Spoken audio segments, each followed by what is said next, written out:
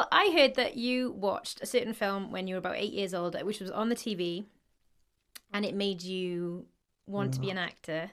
What was the film? I watched Hello, Dolly, 1976.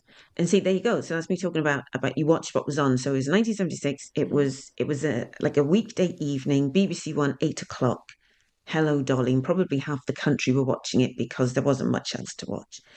And I was mesmerized. I was mesmerized by Barbara Streisand's voice. I was mesmerized by, as I thought of her then, the woman in the big hat.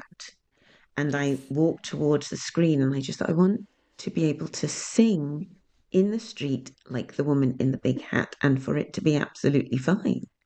I want to jump on and off of one of those weird bussy Oh, train the things, which I trolleys. realized Yeah, was a yeah, yeah. trolley. I loved her ever since. Yeah, that was the moment when I thought I want to do that.